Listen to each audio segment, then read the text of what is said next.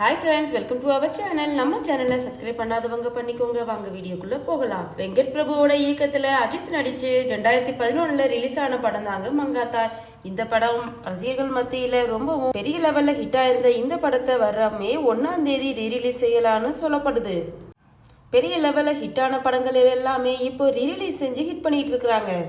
அதோட இந்த ரீரிலீஸ் படங்களுக்கு மக்கள் மத்தியில ரொம்பவும் நல்ல வரவேற்பு கிடைச்சிட்டு இருக்குது.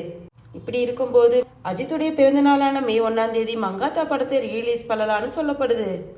இப்போ ரீசெண்டா கில்லி படத்தை ரீரிலீஸ் பண்ணி பெரிய அளவு ஹிட் கொடுத்திருந்தாங்க. மங்காத்தா படத்தை உள்நாட்டுல ரிலீஸ் பண்றதா இல்லன்னு வெளிநாட்டுல மட்டும்தான் ரிலீஸ் பண்றதாகவும் பல வதந்திகள் பரவிட்டு இருக்கு. அஜித்துடைய ரசிகர்கள் எல்லாருமே மங்காத்தா படத்தை ரீரிலீஸ் பண்ண சொல்லி கேட்டுட்டு இருக்காங்க. இதுக்கு பதில் சொல்ற மாதிரி படத்துடைய இயக்குனரான வெங்கட் பிரபு என்ன ரிப்ளை பண்ணிருக்காருன்னா, படத்துடைய ரைட்ஸ் எல்லாமே சன் பிக்சர்ஸ் கிட்ட தான் இருக்குது, அதனால இது ரீரிலீஸ் பண்றது அவங்க கையில தான் இருக்குன்னு சொல்லியிருக்காரு.